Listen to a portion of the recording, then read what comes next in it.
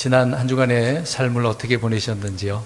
주님과 동행하면서 사셨는지, 아니면 육신의 삶을 통해서 넘어지고 실패하셨는지, 우리 자신들은 다 아실 것입니다. 비록 우리가 힘들고 어려운 고통스러운 육신의 삶을 살고는 있습니다만은, 그럼에도 그런 가운데 우리가 주님을 알고 깨닫고 또 그런 일들을 잘 이겨내면서 승리하며 살아가야 되지 않겠습니까? 늘 주님의 말씀을 신뢰하시고 묵묵히 우리가 올바른 신앙생활을 하기를 간절히 바랍니다.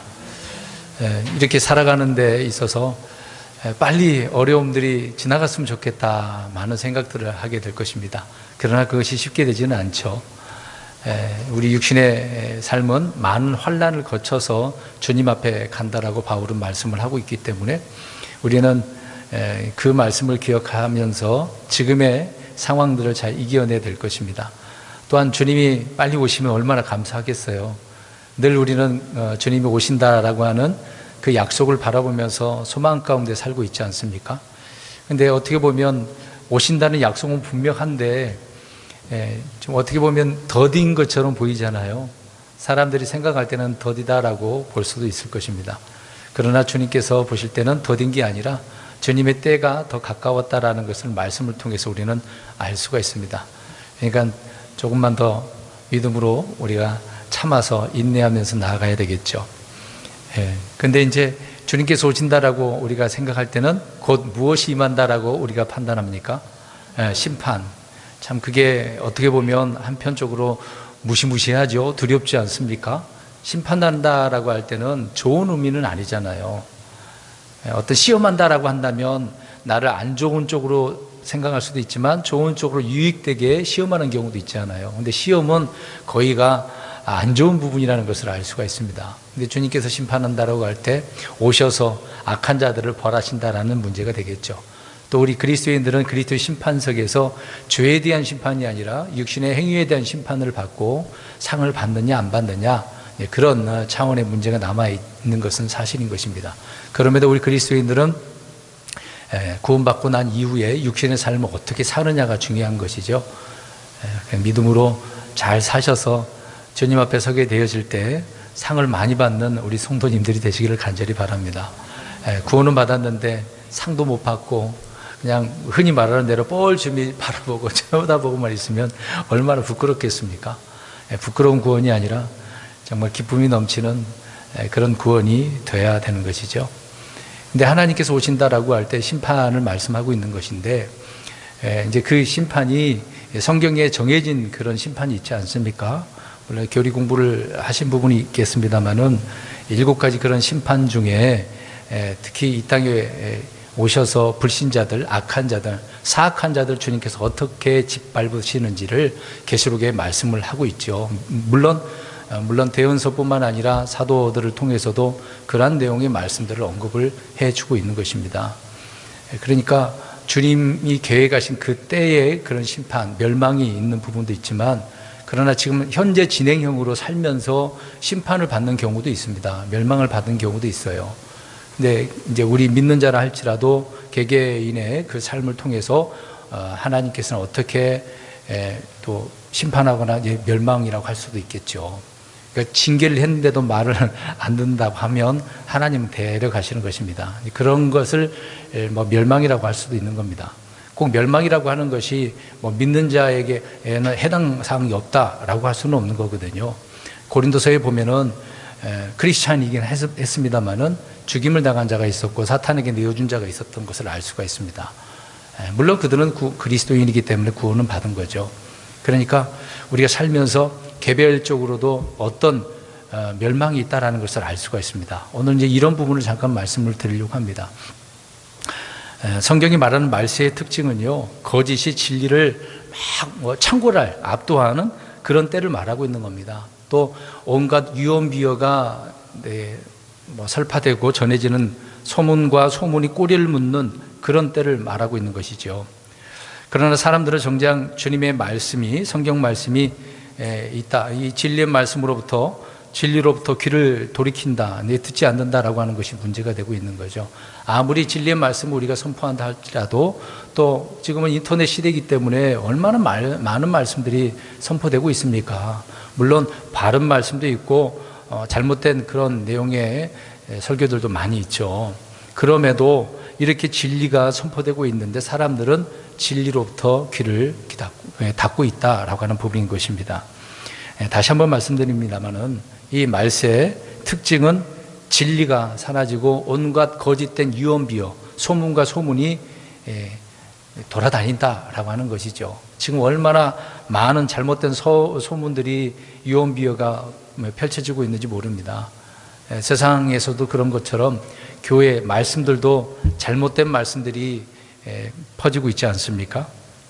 그러니까 디모데후서 4장 3절과 4절 말씀처럼 건전한 교리를 견디지 못하는 그런 때가 지금의 때다라는 것을 알 수가 있습니다. 그러니 멸망을 앞둔 그런 세상, 이 사회라고 한다면 언제 어디서나 예외 없이 진리로부터 귀를 돌이키는 그런 일들은 흔하다라고 하는 것이죠. 그러니까 우리가 말씀이 없어서는 아니잖아요. 듣는 것에 대한 기갈이라고 하지 않았습니까?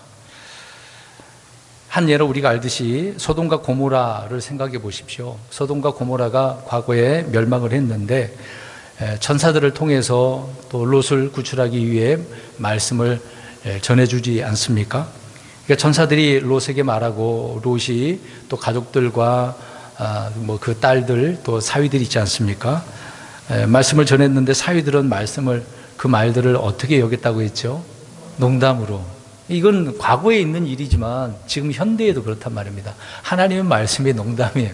예수님께서 무리를 걸으셨다라는 건 사람들은 믿지 않아요. 여러분 여기 계신 분들은 믿으십니까? 오늘 확신이 없으신가요? 예수님 무리를 걸으셨잖아요. 죽은 자를 살리신 거 믿으십니까? 예수님께서 죽으셨다가 일어나신 부활하신 사실을 믿으십니까? 어떻게 믿으셔요?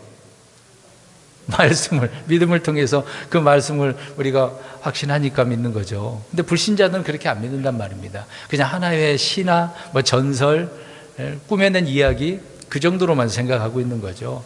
오늘 롯의 사위들처럼 농담으로 생각한단 말입니다.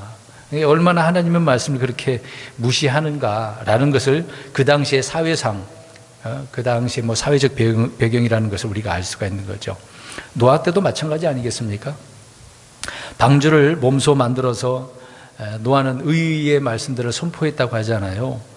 그렇게 의의 말씀을 증언한 노아의 음성에 사람들은 어떻게 여겼다고 합니까? 아무도 귀를 기울이지 않았다는 거예요. 그러니까 보세요. 노아 때나 롯의 때의 시대를 성경은 아주 오래전 사건을 창세기 기록을 해놓고 있습니다. 근데 이것이 오래전 이야기가 아니거든요. 그냥 그 오래전 사건으로 끝내는 것이 아니라 역사적인 반복적인 부분도 있고 또 미래에 있을 멸망을 기록을 하고 있는 거잖아요. 예수님께서 그래서 과거에 있었던 소돔과 고모라 같이 롯의 때와 같이 앞으로도 이런 멸망이 오게 될 텐데 그 사회가 이렇게 된다라고 말씀을 하고 계셨던 것이죠. 잠언서 6장 15절과 24장 22절을 보면은요, 제가 읽겠습니다. 그러므로 그의 재난이 갑자기 닥치리니 그가 구할 길도 없이 패망하리라. 그러니까 재난, 멸망의 때가 오게 되는데 그 재난이 어떻게 닥친다고 얘기했습니까? 갑자기요, 갑자기. 그래서 오늘 제목을 뭐라고 해놨어요, 제가? 갑자기 닥친 멸망. 참, 우리가 언제 이런 멸망이 오게 될지는 모릅니다. 믿음으로 신실하게 살면서도 갑자기 이런 재난이 우리에게 올 수도 있잖아요. 코로나 감염도 재난이라고 할 수도 있는 거고, 갑자기 천재지변이 일어나가지고 지진이 일어나서 우리가 갑자기 싱크홀 그런 사건들도 있지 않습니까? 자동차 운전하다가 갑자기 도로가 푹 빠져가지고 내가 거기에 들어가서 죽게 될 일도 있을 수도 있잖아요. 그게 재난이라고 할 수 있는 것 아니겠습니까? 어떤 일이 어떻게 우리에게 일어날지는 모르는 거거든요. 그래서 금방 읽은 말씀처럼 재난이 갑자기 닥친다라고 하는 것입니다. 오늘 제목처럼 갑자기 닥친 멸망이 있다라고 하는 것이죠. 그런데요, 하나님께서는 이런 갑작스러운 멸망 전서부터 계속해서 오랫동안 수십 차례, 수백 차례 종들을 보내가지고 하나님의 말씀을 전하잖아요. 앞으로는 이런 일이 있게 될 거다. 조심해라. 경고의 말씀을 선포하게 하시지 않습니까? 근데 그런 말씀이 있다라고 하는 것, 그런 사람이 있다라는 걸 사람들은 또 받아들이지도 않고 듣지도 않는다는 것이 문제죠. 아무튼 멸망을 당하는 사람들은 뭐 갑자기라고 이렇게 표현을 할 수도 있겠습니다만은 주님은 오래전서부터 계획했고 예고했던 일이라라고 성경은 말씀을 하고 있습니다. 금방 심판 이야기를 지금 쭉 이야기하고 있는데 하나님은 성경을 통해서 얼마 전에 기록을 해놓고 있는 겁니까? 2000년 전이잖아요. 물론 구약 이제 BC 기원전 1500년대에서부터 기록이 되었으니까 보면은요. 내용들은 이미 오래전 수천 년 전의 이야기이긴 합니다만은 그러니까 하나님께서는 미리 예고를 해놓으신 거예요. 기록된 말씀을 통해서 하나님께서 어떻게 내가 이런 일들을 이루어 가는가 굉장히 방대하거든요. 우리들의 계획들은 얼마 안 되잖아요. 뭐 1년, 길면 10년. 근데 사람들은 100년까지 계획은 잘 세우지는 못합니다. 물론 장기적으로 후손들을 이제 생각을 해서 계획 세우는 부분도 있겠습니다만은 그러나 그것이 그렇게 오래 가지는 못하는 거거든요. 대부분 후손들은 바꿔버리는 경우가 많이 있습니다. 근데 하나님의 계획들을 보세요. 벌써 몇천 년입니까? 이 지구상의 시간 개념이 지금 몇 년이 흘러가고 있는 거죠? 6천 년이 넘었습니다. 어마어마하거든요. 태양력으로 따져서 6천 년이 넘지 않습니까? 하나님의 계획은 굉장히 오래됐다 이 말이죠. 그냥 순간순간 뭐 이러는 부분도 있지만 크게 우리가 볼 때는 엄청난 시간이 걸리고 있는 거죠. 그러니까 주님은 오래전서부터 계획을 했고 예고하고 있으셨다라고 하는 것입니다. 다만 책망을 자꾸 이렇게 들어요. 경고의 말씀 듣지 않습니까? 그때 문제는 듣지 않는다는 얘기죠. 이 귀가 문제라는 거죠. 또 마음 자체도 듣지 않아서 듣지 않는 마음으로 인해서 주님조차도 어떻게 구할 길이 없게 된 그런 상황. 그게 문제라는 거죠. 오늘 내용에 나온 사람이 몇 사람 있습니다. 예, 하나님은 이런 사악한 자들을 어떻게 심판하는지를 말씀을 해주고 있는 거죠. 여러분 생각해 보세요. 우리는 얼마나 갑자기라고 하는 이런 말을 자주 사용하고 있습니까? 갑자기. 예. 일상생활에 그런 용어들을 이런 단어를 우리가 사용할 때도 많이 있는데 우리 성경 한번 볼까요? 두 구절이 있지만 한 구절만 보겠습니다. 같은 내용인데요. 예레미야 25장 4절 가서 한번 보세요. 사람들은 갑자기라고 하지만 좀 전에 말씀드린 것처럼 하나님은 언제서부터 계속 말씀하고 계셔요? 아주 오래전서부터 예레미야 25장 4절을 한번 읽어보겠습니다. 25장 4절 시작. 또 주께서 너희에게 자신의 모든 종 대언자들을 보내시되 일찍 일어나 보내셨는데도 너희가 귀담아 듣지 아니하였으며 들으려고 귀를 기울이지도 아니하였도다. 이때 당시가 남쪽 유다잖아요. 북이스라엘도 있었을 것이고 하나님은 대언자들을 통해서 일찍 보내셨대요. 또 보내고 또 보냈다는 이야기입니다. 근데 백성들은 귀담아 들으려 하지 않았다. 관심이 없었다는 거죠. 하나님 말고 다른 거에 관심이 있습니다. 지금도 그렇습니다. 지금 이 시대에 성경이 이렇게 인쇄돼 가지고 언제 어디서든 쉽게 우리가 구입해서 볼 수 있지 않습니까? 구입 안 해도 누가 성경책 버린 경우도 많거든요. 쉽게 볼 수가 있습니다. 그냥 공짜로 막 나눠줘요. 예전에는 성경이 없어서 볼 수도 없는 상황이었는데 지금은 쉽게 구할 수가 있습니다. 공산국가도요, 성경책 쉽게 구할 수가 있어요. 다 있어요. 없다는 건 다 거짓말이죠. 우리가 성경의 예로 또 살펴보면 노아는 120년 동안 의를 선포했다고 하지 않습니까? 그러나 심판이 집행되는 것은 갑작스럽고 순식간에 일어나는 일이죠. 그렇게 오래 선포를 했는데 하늘에서 창이 열리고 비가 쏟아질 때 그건 어떻게 된 거예요? 갑자기. 그 멸망은 갑자기 오게 되어지는 거다. 그 얘기를 하고 있는 거죠. 그러니까 생각해 보세요. 말씀을 우리가 미리 들었다고 한다면 준비할까요? 안 할까요? 이렇게 표현하겠습니다. 우리가 흔히 소 잃고 외양간 고친다고 하잖아요. 소를 잃기 전에 저 짐승이 온다. 누가 도둑놈이 온다. 그러면 어떻게 하시겠습니까? 누군가 알려줬어요. 어떻게 하시겠어요? 지키고 있어야죠. 잡아먹는 짐승을 못 오게 해야 되고 도둑놈으로부터 지켜내야 되니까. 근데 그런 말도 무시해버린다고 생각해 보세요. 그럼 어떻게 됩니까? 내 가축은 도둑 맞거나 짐승에게 잡혀서 죽는 거죠. 그러니까 준비되지 않은 사람들에게는 무슨 일이 닥치든지 다 순식간이고 갑자기 임하는 거다라고 하는 것입니다. 불법은 쌓이는 순간 때가 차게 되어지면 그 끝이 이르고 심판이 집행되게 되는 것인데, 그래서 이 부분을 놓고 이사야가 뭐라고 하는지 성경을 한번 보겠습니다. 우리 이사야 30장 13절 보겠습니다. 자, 오늘 우리 성도님 들으시면서요, 누가 어떤 특정한 자에게 멸망을 말씀을 하고 있는데, 이제 그것을 떠나서 우리는 영적 교훈으로 받아서 우리가 나 자신에게 하나님께서는 무엇라고 말씀하실까? 내가 그러면 어떤 멸망을 받을 수도 있는데 내가 어떻게 해야 되는가? 이런 생각을 하면서 들으셨으면 좋겠습니다. 이사야 30장 13절 시작. 그러므로 이 불법이 너희에게는 마치 막 무너지려고 하는 터진 담 곧 높은 담에서 부풀어 올라 순식간에 갑자기 부서지는 담같이 되리라. 그다음에 담이 무너지려고 하고 있는데, 높은 담인데 막 부풀어 가지고, 우리 뭐 댐이 터지는 것처럼 그렇잖아요. 물론 댐 터지는 것, 어떤 수위가 지나면 댐에 문제가 생길 수도 있다는 것은 기본적으로 설계를 하고 있는 것 아니겠습니까? 근데 담을 빌어놓고 지금 설명을 하고 있는데요, 지금 불법이 담처럼 무너지려고 하는데 어떻게 무너진다는 것처럼 말하고 있습니까?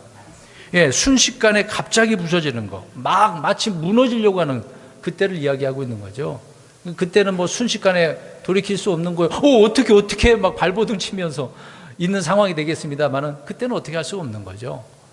문제를 해결할 수 없는 상황이 됐다라고 말씀을 하고 있는 것입니다. 자, 이와 반대로 거짓 대언자들은 어떻게 이야기할까요? 지금 심판은 있다라고 성경은 이미 말씀하고 있고, 조심해라, 경고한다, 정신 차려라, 이렇게 말씀을 하고 있습니다. 우리 신약 그리스도인들에게는 깨어 있으라 라고 말씀을 하고 있는 거죠. 맑은 정신, 건전한 생각으로 깨어 있으라고 말씀을 하고 있는 것인데, 거짓 교사들, 거짓 대언자들은 뭐라고 이야기할까요? 이 심판에 대해서 심판은 없다, 심판은 있긴 하지만 지금은 아니야, 이렇게 이야기하죠. 또 먼 훗날 언젠가 심판이 오게 될 거다라고 이야기를 하고 있는 것이죠. 이 말씀은 이사야 47장 11절에 언급을 하고 있습니다.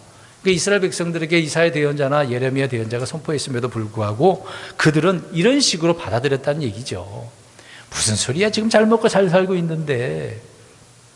자, 이런 생각을 해봤습니다. 지금 계속적으로 우리가 코로나 상황에 전 세계가 경제적인 어려움, 질병 문제, 또 안보 문제에 많이 걸려져 있지 않습니까? 이런 시간이 오래 지나니까 이제 무디어졌어요. 처음에 어떻습니까? 한 사람 감염됐다고 할 때 다들 어떻게 됐어요? 어떻게 생각을 했습니까? 벌벌벌 떨고, 누가 옆에서 걸다가 왔는데 그 사람을 어떻게 여겼죠? 어떻게 여겼습니까? 나쁜 놈, 죄인이라고. 지금 많은 사람이 감염되니까 어떻게 여기죠? 뭐 그저 그런 거, 뭐 감염될 수도 있지 뭐, 이렇게 생각을 해요. 그만큼 사람들의 심리적으로, 마음적으로 어떻게 여기고 있다는 거예요? 무뎌진 거죠. 그냥 심각하게 받아들이지 않고 있다는 게 문제라는 것입니다. 그러니까 심판은 없다, 심판이 있긴 있는데 아주 후에, 지금 당장 우리에게 적용될 문제는 아니다라고 이야기하고 있는 거죠. 물론 하나님의 때는 그런 부분인데, 저는 지금 개별적으로 개인에게 하나님께서 어떤 심판할지는 모르거든요. 그 얘기를 하려고 하는 겁니다. 자, 오늘 에스겔서 11장 1절 말씀을 가서 눈으로 보시기 바랍니다. 말씀을 좀 보니까 남자들이 있는데 몇 명을 지금 언급하고 있죠? 25명을 이야기를 하고 있네요. 근데 이 25명은요, 에스겔서 8장 16절에 이미 언급되었습니다. 이들은 백성의 고관들, 통치자들이에요. 이미 한번 언급을 하고 또 여기 얘기한 이유가 있네요. 에스겔이 이들을 친히 밝힌 대로 이들은 백성들의 통치자들입니다. 이들은 이곳에서 주님을 섬기는 대신에 무엇을 숭배하고 있는 줄 아십니까? 8장 16절 가서 보시면 알 수가 있어요. 8장 16절 맨 끝 구절을 보시기 바랍니다. 태양신을 섬겨요. 이제 남미 가면 태양신, 우리가 무슨 문명이 있죠? 잉카, 이제 그런 유적지가 있지 않습니까? 그들은 태양신 섬겼다고 하잖아요. 근데 이스라엘 백성들도 태양신을 섬기는 경우가 있는 것이네요. 보니까요. 자, 이 중에 이름이 언급된 25명 중에 두 사람을 언급을 하고 있습니다. 아술의 아들 야사냐, 그 다음에 분하야의 아들 블라디아라고 이야기하고 있습니다. 근데 야사냐라고 동일 인물이 한 사람이 있어요. 8장 11절을 보면 이 사람은 사반의 아들이에요. 오늘 지금 11장에는 어떤 아들? 아술의 아들. 동일 인물이 있네요. 이름이 같은 이름이 있습니다. 그러나 사람은 다르죠. 그런데 이 야사냐가 언급되어져 있는데 이름을 잠깐 이야기해 볼게요. 여러분, 이름대로 사는 거 좋잖아요. 특히 우리 자녀들에게 이름 지어줄 때 무슨 의미로 이름을 지어줍니까? 그 이름대로 살라고. 이름대로 살라고. 성경에도 이름대로 좋은 이름 지어서 좋게 사는 사람이 있는 반면에 그렇지 못한 사람도 있어요. 나발 같은 사람, 어리석은 자라는 그런 의미잖아요. 그 이름대로 어리석다라고 표현을 합니다. 자기 부인이 그렇게 표현하잖아요, 아비가일이. 자, 오늘 야사냐라는 이름은 주께서 들으신다라는 의미예요. 좋은 이름입니까? 안 좋은 이름입니까? 좋은 이름이잖아요. 주께서 들으신다. 그러면 이 사람이 자기 입으로 자기 이름이 있으니까 기도하면 하나님께서 어떻게 하신다는 얘기죠? 들으신다는 거잖아요. 근데 그 이름대로 지금 사는 것 같아요? 안 산 것 같아요? 잘 계속해서 보시기 바랍니다. 그 다음에 블라디아는 하나님께서 구원하신다라고 하는 의미의 이름을 가지고 있습니다. 그 이름을 가지고 백성들을 가서 통치하면서 구원해낼 수 있는 그런 사람이 된다면 얼마나 좋겠습니까? 하나님이 구원의 하나님이라고 드러내면 얼마나 좋겠습니까? 근데 그렇지 않은 경우에 있으니까 지금 두 사람을 언급을 하고 있겠죠. 이들은 자기들의 입으로 주님께 간구하는 대신에 누구에게 간구했다고요? 아까 읽었잖아요. 태양신에게. 이 이름대로 못 산 거예요. 잘못 산 거죠. 자, 아무튼 25명 중에 두 사람을 언급하고 있네요. 2절 가서 보시면 주님께서 이들을 어떻게 말씀을 하고 있습니까? 자, 두 사람 언급하면 이들은 어떤 자들이다. 주님께서 평가하시는 내용을 한번 보세요. 예, 그렇죠. 이들의 혈통이나 지위나 학식을 지금 언급한 게 아니라 이들은 악한 일을 꾸민다. 해악을 가져오는 거죠. 사악한 꾀를 내놓는 자다. 아주 나쁜 놈이라는 얘기예요. 통치자들인데 통치자들 중에서 이 두 놈이 이렇게 표현해서 죄송합니다만은 사악한 일들을 꾸민 자래요. 오늘 5절을 보면은 생각 속에 일어난 일들이라고 해서, 그러니까 그들은 생각을 이렇게 꾸민 거예요. 생각하다가 그 일들을 실제 꾸며가지고 이루어내는 것을 보게 된다. 그 얘기를 하고 있는 겁니다. 그러니까 하나님은 이들을 이렇게 평가를 하고 계셔요. 좋은 의미의 평가를 하고 계시지 않는다는 게 문제인 거죠. 하나님께서 저와 여러분들을 보실 때 정말 믿음의 사람으로 평가를 하셔야지. 다윗처럼 하나님의 마음에 합한 사람으로 다 이렇게 보신다면 얼마나 좋겠습니까? 근데 볼 때마다 이건 아닌 것 같아. 이건 아닌 것 같아. 내 아들을 통해서 구원받은 거 맞는 것 같은데 하는 행동은 이거 이상하네. 이러면 안 되잖아요.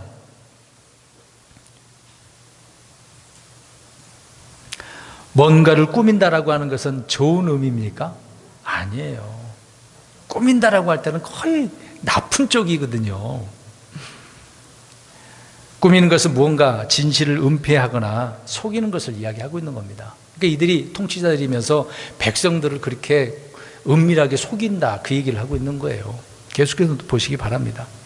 시편 37편 12절에 다윗은 이렇게 말합니다. 사악한 자가 의인을 대적하려고 꾀를 꾸미며 그를 향해 자기 일을 가는도다 라고 이야기합니다.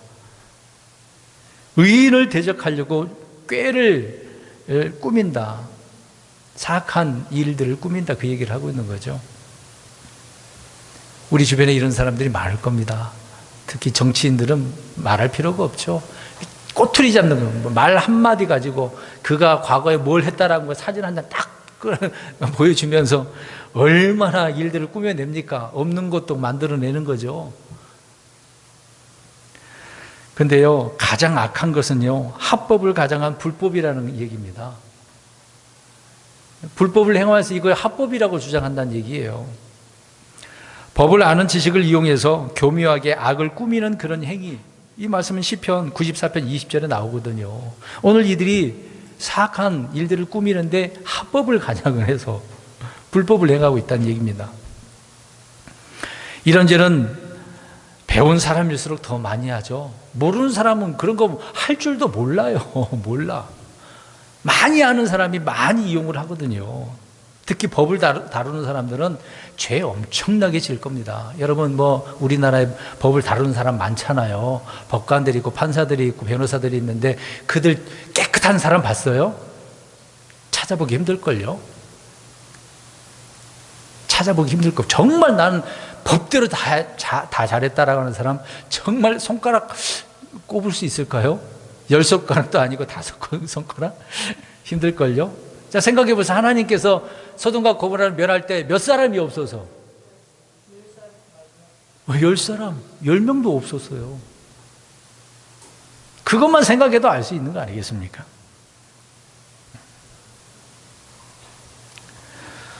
주님이 미워하시는 것 6가지가 있는데 잠언서 6장 16절에서 19절에 말씀하고 있거든요. 6가지 중에 지금 한 가지가 오늘 이들은 지금 어떤 일들을 하고 있다고요? 사악한 일을 꾸며 악한 일을 꾸미는 거 하나님이 정말 싫어하신대요. 그러니까 우리는 꾸며서는 안 됩니다. 잘못된 일을 꾸며가지고 사람들을 짓밟고 그래서는 안 되겠죠. 선한 양심과 의로운 마음이 바탕이 되지 않는 그런 교육들을, 이 세상 교육이 그러지 않습니까? 선한 교육이 아니에요. 어떻게든 내가 성공하기 위해서는 다른 사람 짓밟아야 되는 그런 교육 아니겠습니까? 그런 교육들은요, 악을 꾀하는 방법을 가르쳐주는 것에 지나지 않는다, 그 얘기입니다. 마음 가운데 하나님을 두려워하는 마음이 없는 사람은요, 지식이 악을 꾀하게 하는 하나의 도구가 되는 겁니다. 불법을 행하는 수단이 된다는 얘기예요. 이 세상 사람들뿐만 아니라 교회에도 일어나는 일 아니겠습니까? 교회는 아니지만 육신적인 성도들에게는 흔한 일이죠. 여러분 생각해보면 크리스찬이라고 한다 할지라도 죄 없이 잘 살고 있습니까? 그런 건 아니잖아요. 주님께서 죄는 용서해 주셨지만 삶은 그렇지 않은 경우가 많아요. 크리스찬 중에도 살인자가 있어요. 도둑질을 해서 걸린 사람도 많고, 뒤에서 곤모술수로 사람들과 꾀를 이루고 실행하는 사람들이 얼마나 많습니까? 정치인들 가운데 크리스찬이 있어요, 없어요? 있잖아요. 우리가 그 사람들 볼 때 잘한다고 볼 수 있습니까? 또 대통령이 되려고 하니까 어디도 찾아가요? 작은 교회는 안 오더라고요. 희한하게. 큰 교회만 가죠. 왜 그럴까요? 왜 갈까요, 거기에? 표현하고. 믿는 척. 그러면서 다음에 또 불교 거기 가고, 카톨릭도 가고. 여러분, 그런 사람을 믿겠습니까? 어떻게 믿어요, 우리가? 성경 지식을 자신의 부도덕한 그런 행동과 죄를 합리화하는 방편으로 삼는 그런 사람들. 성도들 가운데 그러겠죠. 교회를 그렇게 생각하면서 교회를 나오지 않으면서 일요일날 어디 놀러 가고, 뭐 주일은 안식일이 아니 그 말은 맞잖아요. 우리는 지금 주일이 안식이다 그런 틀린 말이에요. 안식 후 첫날 부활한 날 모여서 교제를 나눈 것이니까. 근데 나는 예배를 드리는 대신에 쾌락을 더 사랑한다 그런 말은 하는 사람은 없잖아요. 놀러 가면서. 헌금도 마찬가지 아닙니까? 11조 그러면 그건 율법이다. 그래서 신약에서 지금 이때는 헌금 낼 필요가 없다. 근데 돈을 너무도 사랑해서 헌금 내기는 싫다. 이제 그런 말을 하지 않잖아요. 예배 생활을도 생각해 보세요. 마음으로 드리면 됐지 꼭 교회 예배당 가가지고 그렇게 해야 되느냐? 근데 우리 성경 한 구절 보겠습니다. 히브리서 10장 25절 보세요. 이 말씀을 왜 인용 안 하냐고요. 인터넷으로 드리면 됐지 상황이 그래서 그러면 됐지 지금 합리화하는 거예요. 오늘 이러다가 하나님 앞에 갑작스러운 재난이 올 수 있다니까요. 히브리서 10장 25절 시작. 어떤 사람들의 습관과 같이 우리의 함께 모이는 일을 피하지 말고 서로 권면하여 그날의 다가옴을 너희가 볼수록 더욱더 그리하자. 그 날이 다가옴을, 앞으로 주님 오신 날을 바라보면서 더 열심히 모이기를 힘쓰라고 이야기하잖아요. 패하지 말라고. 이런 구절을 왜 인용을 안 하냐 이 말이에요. 물론 여러 사정이 있을 수도 있겠죠. 이 일을 할 수도 있는 거라고 생각을 합니다. 그러면 그 외의 시간에는 올 수 있는 상황인데 안 오니까 제가 오늘 왜 이런 설교를 하고 있는지 생각해 보셔야 되는 겁니다. 지금 다시 말씀드립니다. 하나님은 때에 맞춰서 이미 심판하기로 정해진 그 때를 기다리고 있는 것이고, 그리고 개별적으로도 하나님께서는 보시다가 징계도 하시다가 징계했는데도 말 안 들으면 갑작스러운 재난이 우리에게도 올 수 있다, 그 얘기인 것입니다. 그러니까 금방 이런 표현들을 한 것처럼 그런 사람들을 일컬어서 성경은 법을 힘입어 불법을 꾀하는 자들이다라고 하는 겁니다. 그러니까 하나님의 말씀을 가지고 자기 나름대로 내 상황에 맞춰서 그렇게 사용한다는 얘기예요. 머리에 지식은 있습니다마는 마음의 은혜와 의가 없는 사람들은 늘 사악한 꾀들을 꾸민다, 그것입니다. 그래서 변명거리를 찾는 거예요. 자기 방어하기 위해서 그런 논리를 펴고 있는 것이죠. 이런 사람들은 회개를 잘 하지 않습니다. 주님은 이러한 자들을 미워하신다고, 저주하신다고 성경은 말씀하고 있거든요. 이렇게 표현해 보겠습니다. 믿음은 잔머리를 굴리는 건 아니다. 잔머리, 우리 많이 굴리잖아요. 잔머리 굴리라고 우리에게 믿음을 준 건 아니다, 그 얘기예요. 믿으면 어떻게 해야 되는 거죠? 행하는 거잖아요. 그게 완전한 것 아니겠습니까? 근데 우리는 하나님께서 우리에게 믿음을 주셔서 믿음으로 행하라고, 죄를 짓지 말라고 하셨는데 우리는 잔머리를 굴린단 말이죠. 그것이 또 말씀했잖아요. 무엇을 가정한 불법? 합법을 가정한 불법. 믿음을 가정한 불법을 행하고 있는 거죠. 3절을 보시기 바랍니다. 그래서 그들은 하나님께서 어떻게 판단하셨다고요? 악한 일을 꾸미고 사악한 꾀를 내놓는 사람들이다 라고 이야기했습니다. 3절을 보세요. 이들이 한 말을 이야기하고 있는 겁니다. 주의 성전을 등진 채 태양을 향해서 경비하던 백성들의 이 통치자들이 내린 결론이 뭐겠어요? 물론 그러면 이들은 누구에게 계시를 받은 겁니까? 3절에 그렇게 표현했는데 누구에게 계시를 받았을까요? 태양신이겠죠. 그러면 뭐라고 표현한 겁니까? 때가 가깝지 아니하니 우리가 무엇을 짓자? 집들을 짓자. 그럼 심판이 있다는 겁니까? 없다는 얘기입니까? 없다는 얘기잖아요.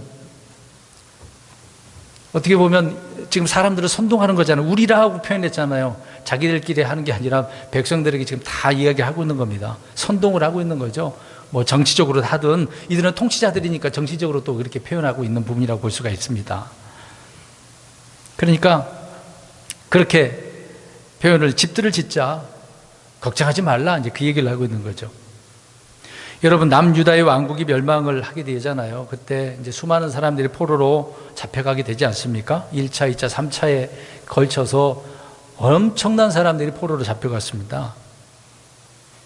근데 남아있는 예루살렘을 언제 멸망할지 모르는데 1차, 2차 때 이제 3차가 남았으니까 그들은 영적 각성이나 회개 대신에 걱정하지 말자, 이곳은 절대 망하지 않는다 라는 식으로 지금 이렇게 선동을 하고 있는 거예요. 지금 3절 말씀은 이거 심각한 거 아닌가처럼 보이지만 그게 아니에요. 안전하다라고 하는 그런 의미거든요. 이사야, 예레미야는 이들의 패망을 선포했음에도 불구하고 이들은 절대 그럴 리가 없다라고 이야기하고 있는 겁니다. 그래서 때가 가깝지 아니하다라고 표현하고 있는 거죠. 오늘날 거짓 예언자들, 거짓 교사들이 이런 표현을 하고 있는 겁니다. 아까 말씀드린 것처럼 주님 오시려면 멀었어. 언제 오실지 모르지만 때가 아니야. 우리가 복음을 전하면서도 그래요. 지금 꼭 믿지 못하더라도요, 시간을 두고 꼭 생각하세요. 이러면 안 된다고, 사실상. 오늘 복음 못 받아들이면 어떻게 된다는 얘기예요? 죽어요, 지옥 가요, 그래야죠. 요거 너 먹더라도. 예? 왜요? 지금 주님께서 나를 보내서 그 사람에게 선포하라고 해서 선포했는데 그 사람이 거절하면 그 사람 어떻게 될 수도 있다는 얘기예요. 오늘 제목처럼. 그 멸망이 어떻게 온다고? 갑자기 와갖고 죽을지 어떻게 합니까? 지금 순간 받아들이면 그 사람 구원이고, 살아나는 거지만 그렇지 않으면 갑자기 죽는 거죠. 그러면 구원 못 받아서 어디로 가는 거죠? 혼이 지옥 가는 거지 않습니까? 기회를 놓친 거죠. 그래서 우리는 복음을 전할 때 지금 못 믿어지면요, 나중에 한번 성경 잘 읽어보시고 잘 판단해 보세요. 아니에요. 지금 그 순간 나를 보내서 하나님께서 복음 전하라고 한 기회라고 생각하셔야죠.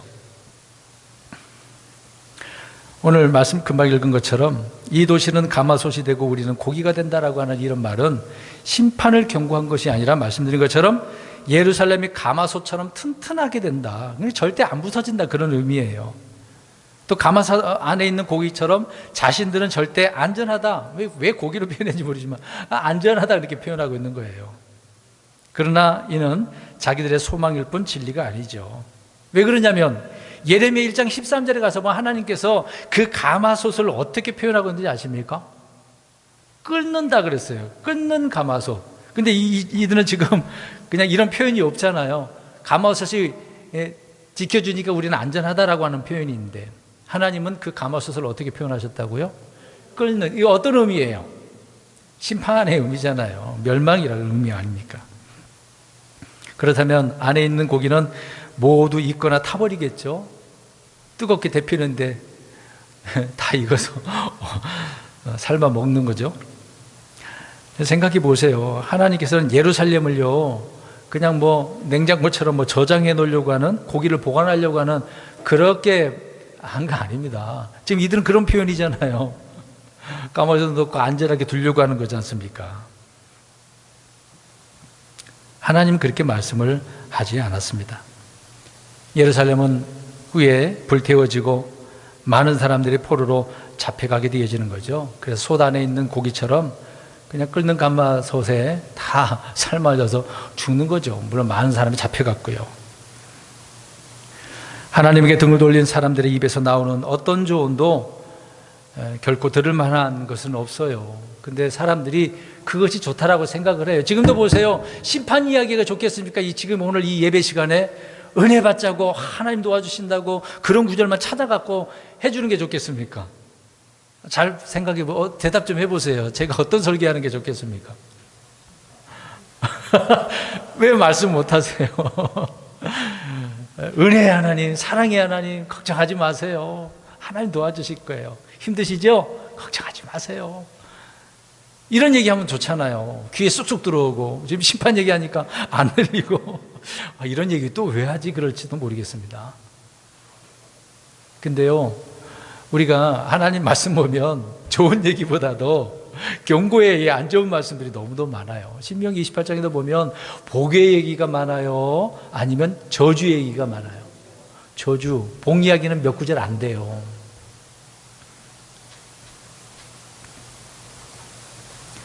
죄라고 하는 것은 결코 지혜롭지가 않는 겁니다. 오늘 이 사람들은 그렇게 좋은 말을, 물론 백성들 입장에서 뱉고 있지만 하나님 입장에서 볼 때는 악한 일을 꾀한 거다라고 말씀을 하고 있는 겁니다. 그런 것처럼 오늘날도 이런 좋은 조언이 아니라 해로운 조언들이 너무도 많다라고 하는 게 문제라는 거죠. 예를 들어서 우리는 지금 부활을 믿어요. 우리의 육신의 몸이 변화된 거 다 믿으시죠? 근데 부활이 없다라고 하는, 우리 성경에도 부활이 없다라고 하는 파가 있어요. 어느 파입니까? 사두개 파가 있었잖아요. 부활이 없다라고. 또 어떤 자들은 휴거가 없다, 들림 받는 거 다 하나님께서는 준비해 놓고 계시는데 재림 이야기도 없다라고 하는 거죠. 그냥 순간 끝난다고 생각하는 경우도 많습니다. 지옥이 없다라고 하는 자들도 얼마나 많은데, 그러니까 성경 구절도 바꿔버리는 거죠. 무덤 지옥이라는 단어를 다른 걸로 바꿔버리는 겁니다. 그래서 요한일서 4장 1절에 보면 영을 다 믿지 말라 그랬어요. 왜요? 거짓 대언자들이 나와서 세상에 들어왔다라고 표현하고 있습니다. 이미 오래전 이야기인데 지금도 마찬가지거든요. 4절 보시겠습니다. 그래서 하나님께서 에스겔에게 뭐라고 말하는지 한번 보세요. 이제 사악한 일을 꾸미고 사악한 꾀를 내는 자들을 향해서 어떻게 반대로 대적해서 대언하라라고 이야기를 하고 있습니다. 주님은 우리에게 세상의 영을 받은 주님의 영이 아니라 세상의 영을 받은 많은 목양자들이 있지 않습니까? 신학교 교수들도 있고 부흥사들도 있고 인본주의 교회들이 많아요.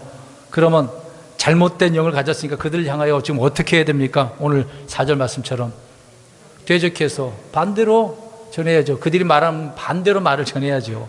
무슨 소리입니까? 지금 무슨 평안이 있는 것은 무슨 평안입니까? 심판이 있죠. 이렇게 얘기해야 되겠죠.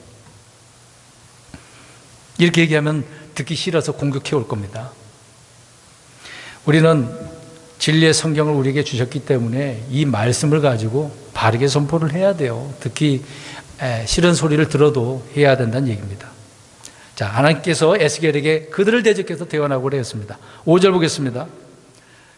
이런 말씀하시고 주님의 영이 에스겔에게 어떻게 했습니까? 내려와서 임했다라는 것을 알 수가 있죠.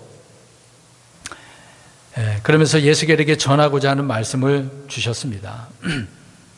이스라엘 집은 예루살렘 향하여서 대언을 하는데 가마솥이다. 자신들이 고기이며 예루살렘 망하지 않는다라고 했습니다마는 또 집을 짓자고 했습니다마는 그런 것은 다 너희들 생각 속에 일어난 일들이다. 이런 일들을 주님께서 다 어떻게 하신대요? 아시고 계신다. 너희들 악한 일을 이렇게 꾸미고 있지? 하나님 다 알고 계셔. 합법을 가장한 불법을 행하고 있지? 하나님 다 알고 계셔. 아까 얘기했던 것처럼 믿음을 가장한 불법 하나님 다 알고 계셔. 이렇게 말씀하고 있다는 것이죠. 근데요, 어리석은 자는요, 주님 앞에 무엇을 숨길 수 있다라고 하는 생각하는 사람, 또 주님은 아무것도 모른다고 생각하는 거죠. 근데 아니라는 말입니다. 하나님 다 알고 계셔요. 그래서 이런 자들에게 이사야 29장 15절을 보니까 화가 있게 됐다라고 말하고 있습니다. 그 화는 오늘 말씀처럼, 오늘 제목처럼 뭐가 갑자기 닥친 멸망이 있다, 그 얘기를 하고 있는 거죠. 그러니까 비밀은 없습니다. 하나님 다 알고 계시니까. 우리 성도님 지금 말씀을 들으면서 속으로 생각하는 생각까지라도 마음에 품은 것까지를 하나님 다 알고 계십니다. 지금 말씀을 선포하고 있을 때 이것이 진리의 말씀이라고 한다면 듣는 자 입장에서는 생각을 잘 하셔야 돼요. 하나님 목사님 나하고도 상관없는 거 지금 뭔 얘기, 이런 속으로 생각하면 하나님이 어떻게 하신다고요? 다 알고 계신다고요. 성경 우리 읽어보세요. 하나님 마음속에 하는 것까지라도 다 알고 계신다고 그랬지 않습니까? 순간순간 스쳐가는 것도 생각도 마음도요, 올바라야 돼요. 하나님은 다 알고 계시니까. 잠언서 3장 7절 초반절에 보면 생각은 사람 된 그 자체래요. 그 사람이 어떠한 건가, 어떠함에 달려져 있다, 그 얘기를 하고 있는 겁니다. 육신적인 사람인가? 영적인 사람인가? 사람이 무엇을 생각해야 하는가, 그게 중요한 것이죠. 그것을 통해서 다 알 수 있는 겁니다. 그러니까 이들은 지금 어떤 생각을 한 거예요? 사악한 일을 꾸미는 생각. 그 사람이 그런 꾸몄으니까 그 사람이다 아는 거죠. 어떻게 생각하느냐가 너무도 중요하다는 것입니다. 그리스도인들은 어떤 사람들이고 어떤 생각을 가지고 있는가? 우리는 생각이 바뀌어져야 돼요. 건전한 생각, 잘못된 것을 꾸며서는 안 됩니다. 생각이 이전과 그대로인 사람은요, 변화를 받지 않은 사람이라고 이야기하는 겁니다. 우리는 생각이 변화를 받은 사람이라고 성경은 말씀하고 있죠. 그러니까 우리가 알 수 있는 혼적 변화는 생각이 완전히 새로워지고 바뀌었다라는 사실, 그건 늘 우리는 말씀을 통해서 기억을 하셔야 되는 거죠. 그렇다면 우리는 새로워진 생각, 바뀌어진 그 생각으로 무엇을 어떻게 해야 되는가? 우리 잠깐 이 말씀을 살펴보려고 합니다. 고린도 후서 10장 5절을 보십시오. 고린도 후서 10장 5절. 고린도 후서 10장 5절 보시기 바랍니다. 우리의 생각을 어떻게 하라고 이야기하고 있습니까? 눈으로 보신 분 대답해 보십시오. 우리의 생각을 10장 5절 안 나오나요? 사로잡아요. 생각을 사로잡아야 돼요. 다른 표현으로는 통제하라는 얘기예요. 우리의 생각을 통제해라, 사로잡아라, 컨트롤 잘 하라는 얘기죠. 갑자기 이상한 생각, 엉뚱한 생각, 잘못된 생각이 들어올 수 있어요. 오늘 이 사람들처럼 사악한 일들을 누가 나에게 해코지하면 저놈은 내가 어떻게 삶아 먹지? 그런 표현을 하지 말고 그런 생각들을 하지 마시라는 얘기죠. 이런 생각이 떠오르면 통제를 해야 돼요. 이건 주님께서 주시는 올바른 생각이 아니야. 통제를 해야 한다는 얘기입니다. 여러분, 우리가 자동차를 끌고 다니지만 운전하며 다니는데 브레이크 없으면 어떻게 됩니까? 그 차는 그냥 사고 나서 죽는 거죠. 100km, 200km 달리다가 브레이크가 고장 나보세요. 제동이 안 걸려 보세요. 통제가 안 되면 그냥 죽는 거죠. 그런 것처럼 통제할 수 없는 생각을 지닌 사람들은 어디 가서는 쓸모가 없어요. 오늘 두 사람이 그렇다는 얘기입니다. 어떤 생각의 나래를 마음대로 펼치고 헛된 생각과 불법의 생각이 막 나래를 펼쳐야 된다. 그런 생각, 이런 것까지를 우리는 통제를 해야 된다는 얘기죠. 위험천만한 겁니다. 에스겔 38장 10절에 보면은요, 여러 가지 생각 속에 떠오른 그런 생각들, 이것들은 악한 생각이다라고 성경은 말씀을 하고 있는 겁니다. 여러 가지 일들이 막 머리에 떠올라. 그러면 안 되겠죠. 여러분, 악한 생각은 마귀가 뿌리는 씨앗입니다. 어떤 충동적인 그런 생각을 줘요. 분노하게 만들고, 억누르게 만들고, 때로는 답답하고. 이런 생각들이 떠오른다 그러면 어떻게 하시라고요? 생각을 사로잡으셔야 돼요. 나를 통제를 해야 하지 않습니까? 생각이 통제 안 되면요, 몸으로, 행동으로 드러날 수밖에 없습니다. 그 다음에 로마서 12장 2절 가서 한번 보십시오. 우리가 잘 알듯이 로마서 12장 1절은 너희 몸을 뭘로 드리라고 그래서 살아있는 희생물로 드리라고 그랬어요. 자, 1절이 그렇게 말씀한 뒤로 2절에 우리의 생각을 어떻게 해요? 2절 보세요. 로마서 12장 2절. 새롭게 함으로 변화를 받으라고요. 몸을, 나 자신을 희생한 다음, 헌신, 그 9절 다음에 이제 2절이 나오지 않습니까? 그러니까 생각을 새롭게 하는 데는 주께 자신의 몸을 드리는 헌신이 최상의 방법이고, 세상을 미워함으로 동화되지 않는 것이 그 다음 가는 좋은 방법이다라고 이야기하고 있는 겁니다. 그러니까 생각을 우리는 새롭게 해야 돼요. 변화를 받아야 되는 겁니다. 그 다음에 시간 관계상 세 번째, 로마서 12장 3절 보세요. 금방 12장이니까. 믿음의 생각을 어떻게, 뭐대로? 믿음의 분량대로. 우리 저 안에 계속 표어 있지 않습니까? 믿음의 분량. 분량대로 생각을 해야 돼. 그러니까 믿음의 분량이 적으면 그만큼 생각하겠죠. 믿음의 분량이 많이 크게 넓혀졌다라고 한다면 많은 생각을 하게 될 겁니다. 건전한 영적 생각은 주님의 은혜를 입을 때에 자연스럽게 하나님의 화평의 다스림을 받게 되어지는 거예요. 그래서 냉철하게 생각할 수 있는 힘이 생기는 겁니다. 분량대로 생각해야 됩니다. 분량대로. 네 번째로 에베소서 4장 17절에 보십시오. 우리가 걷지 말아야 돼. 어떻게 걷지 말아야 되는가 말하고 있는 겁니다. 그래서 생각이 좋아야 되는데 에베소서 4장 17절, 무슨 생각 속에서 걷지 말아야 된다? 헛된 생각. 이런 말씀들을 여러 번 전해드리지 않았습니까? 헛된 생각들이 너무도 많죠. 하나님은 어떤 생각이 소유자겠습니까? 하나님은 한결같으신 분이에요. 변함이 없으셔요. 질서정연하게 그렇게 계신 분이 우리 하나님이십니다. 우리를 향한 주님의 생각은 이렇게 예레미야 29장 11절에 말씀합니다. 너희를 향해 내 생각하는 생각을 내가 아노라. 그것은 평안을 주려는 생각이요 해악을 주려는 생각이 아니니 곧 기대하던 결말을 너희에게 주려는 것이라 주가 말하노라. 하나님은 해악을 주려는 생각을 하지 않으셔요. 근데 사람들은 어떻습니까? 하나님을 향하여 오늘 이 사람들처럼 어떤 생각을 가지고 있는 거예요? 왜 사악한 일들을 꾸미려고 하는 그런 생각? 이스라엘 집은 무슨 생각을 했겠습니까? 금방 우리 말씀한 구절, 찾은 구절처럼 헛된 생각, 불법의 생각, 어떻게든 나쁜 짓 해보려고. 불법의 생각이라고 하는 것은 하나님의 법을 버리는 거죠. 거역하고 우습게 하는 거예요. 롯의 사이들처럼. 또 불법의 생각이라고 하는 것은 하나님 대신 자기 마음대로 생각하는 거거든요. 마음대로 이럴 것이다 저럴 것이다 그렇게 판단하면서요. 그럼에도 예루살렘은 말씀의 물로 씻김을 받지 못하고 계속해서 헛된 생각을 붙들고 있었기 때문에 이들에게 멸망이 어떻게 다가오죠? 갑작스럽게요. 멸망은 갑작스럽게 오는 거예요.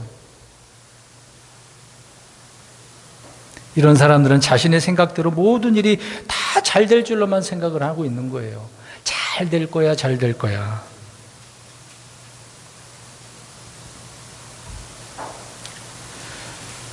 여러분 호세아 7장 11절 가서 보시면 에브라임을 이야기하고 있는데 이제 북이스라엘 이야기하고 있는 거예요. 이 북이스라엘이 어떤 생각을 가졌냐면 생각이 없대요. 근데 그 표현을 어떻게 했냐면요. 심장이 없는 어리석은 비둘기라고 이야기합니다. 예전에 우리가 문답할 때 제가 문제 낸 적 기억나실 거예요. 심장이 없는 어리석은 비둘기. 이게 어려운 것처럼 들리잖아요. 관용구인데. 자, 심장이 있어야 되는 거잖아요. 근데 심장이 없대요. 근데 어리석다라고 할 때는 머리적인 부분이잖아요. 생각을 하는 거잖아요. 비둘기가 어리석어. 그러니까 이제 에브라임이 어리석은 건데 심장이 없다 표현하고 있는 겁니다. 그러니까 이제 어리석다 생각하는 것은 뭐의 문제다는 얘기예요? 심장, 마음의 문제라 그 얘기를 하고 있는 거예요. 심장 헐트잖아요. 마음이라고 표현하지 않습니까? 로마서 1장 28절에 오늘날 불신자들의 마음 상태가 그래요. 하나님 두기 싫어해서 버림받은 생각이 그래서 하나님이 내어줘버렸다고 이야기합니다. 하나님 두고 싶지 않다고 하니까 그래 니네 마음대로 살아라. 하나님은 너희들 생각대로 살아라. 내버려 두셨대요. 바울 사도가 그렇게 얘기했습니다. 그러니까 지금 우리가 에스겔 있을 때 태어난 이 두 사람처럼 신약 시대에도 바울이 그런 사람이 있었으니까 이런 말씀하고 있는 거죠. 지금도 그렇습니다. 마음속에 하나님을 두기 싫어한다? 그러면 그런 마음속에 하나님을 두는 대신에 누구를 둔다는 얘기예요? 다른 대체할 수 있는 대체물이 있겠죠. 이들은 누구를? 태양신을 섬겼으니까. 그러니까 생각이 잘못된 거죠. 올바른 생각을 할 수가 없는 겁니다. 하나님이 없는데 무슨 올바른 생각을 하겠어요? 그러니까 이들은 대체할 수 있는 우상을 만들고 숭배할 수밖에 없는 겁니다. 다른 것이 더 좋은 거죠. 시각관계에서 오늘 11장 6절에서 8절을 보시기 바랍니다. 그들이 가마솥처럼 안전하다고 당당하게 말을 했습니다만 결과는 반대로 되고 너희들은 죽임을 당하게 될 것이다 라고 말씀하고 있는 겁니다. 그러니까 결과적으로 그들이 말한 가마솥은 불타는 끓는 솥이 되어지게 된 그런 셈이 되는 거죠. 그러니까 이들의 헛소리는 자신들뿐만 아니라 백성들까지라도 다 그냥 사륙의 도가니로 몰고 가게 된 것 아니겠습니까? 다 같이 죽자는 얘기잖아요. 요새 이제 서로 경쟁하는 차원에서 이런 표현하면 치킨 게임이라고 그러잖아요. 그게 무슨 의미입니까? 같이 죽자는 그런 얘기거든요. 자기만 죽으면 됐지 왜 다른 백성들까지 죽이냐 말이죠. 오늘날 많은 거짓 교사들이라고 하는 목양자들이 그렇게 하고 있는 것입니다. 그런데요, 이런 통치자들의 본분이 뭔지 아십니까? 미가서 3장 1절의 통치자들의 본분은요, 공의를 아는 거예요. 공의를 지평하는 거거든요. 통치자, 그럼 다스리는 자들은 무엇을 해야 됩니까? 공의롭게 그래서 공명정대하게 다스려야 되는 거예요. 법을 세웠다면 그 법을 가지고 공명정대하게 해야 되는데 법을 많이 하니까 교묘하게 빠져나가고 자기가 나쁜 짓 해놓고서도 피해가는 사람 얼마나 많습니까? 근데 오늘 주님께서는 주님의 뜻대로 공의로워야 된다고 하고 있는데 이들은 그 공의로운 부분을 잃어버린 거죠. 버린 거죠. 그래서 이들은 탐관오리가 되는 겁니다. 그 모습을 보여주는 겁니다. 그래서 온갖 악행을 일삼고 백성들을 약탈하게 되어지는 것이죠. 약탈하게 되어지니까 백성들을 얼마나 많이 힘들겠어요. 그래서 오늘 7절 보세요. 죽임당한 자들, 죽는 자들이 많았다는 얘기지 않습니까? 6절 보세요. 6절. 도시의 거리들을 죽임당한 자들로 어떻게 했다?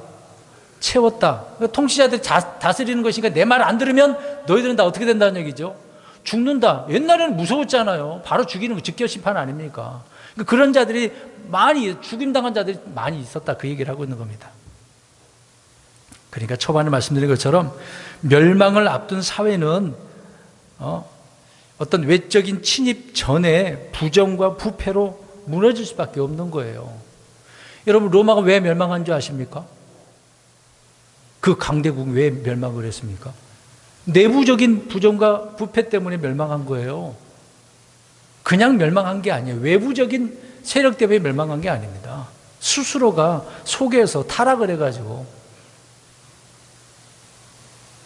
그래서 정치인, 관료들의 부정이 유난히 그렇게 심했다는 걸 알 수 있죠. 뭐 그때만이겠습니까?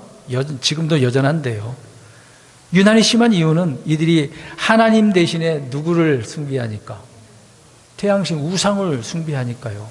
하나님 두기 싫어하고 다른 걸 두고자 하니까 그렇다는 얘기입니다. 그러니까 오늘날 많은 사람들이, 통치자들이 그렇게 하고 있다는 얘기죠. 자, 9절, 10절을 보시기 바랍니다. 통치자들이 말했던 안전한 가마솥이 이제 되지 못하고 끓는 가마솥이 되었고, 또 안전한 고기가 아니라 타고 익어버린 고기가 되고 마는 그 반대의 의미를 말씀을 하고 있는 겁니다. 그 이유는 간단하죠. 말씀드린 것처럼 그들이 누구를 버렸어요?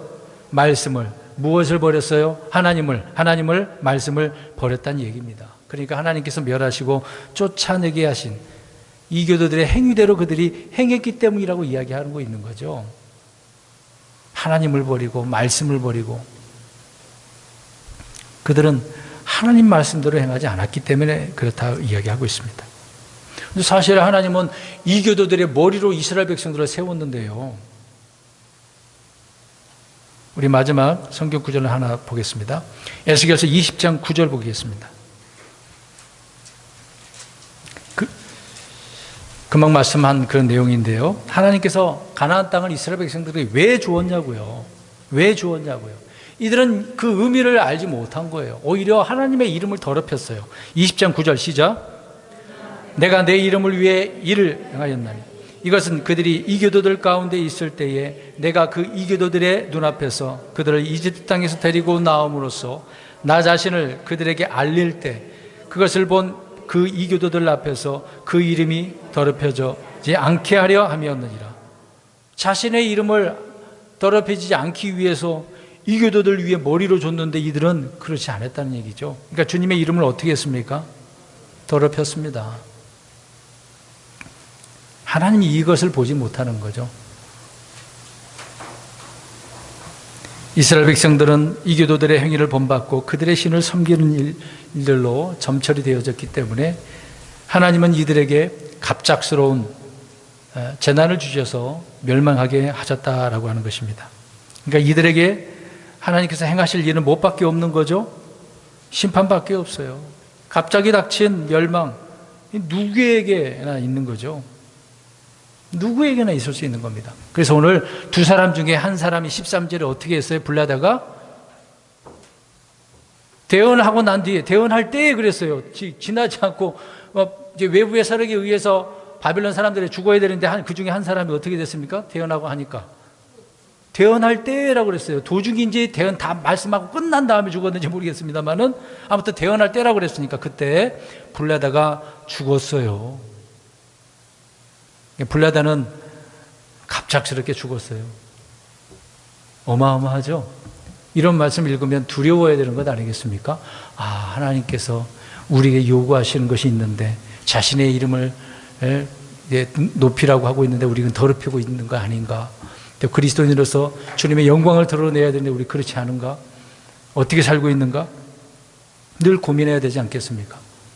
결론적으로 말씀드립니다. 하나님의 심판, 재난은 정해져 있긴 하지만 지금의 어느 시간대에도 많은 사람 누구에게나 갑작스럽게 멸망, 이 재난이 있을 수 있다라고 하는 부분입니다. 그러니까 우리 그리스도인들도 구원은 받았음에도 불구하고 사악한 생각을 가지고 살면 또 하나님께서 경고해 주었는데도 불구하고 정신 못 차리면 어떻게 된다고요? 멸망당할 수도 있습니다. 이건 분명히 아셔야 돼요. 이건 사실입니다. 제가 꾸며낸 얘기는 아니잖아요.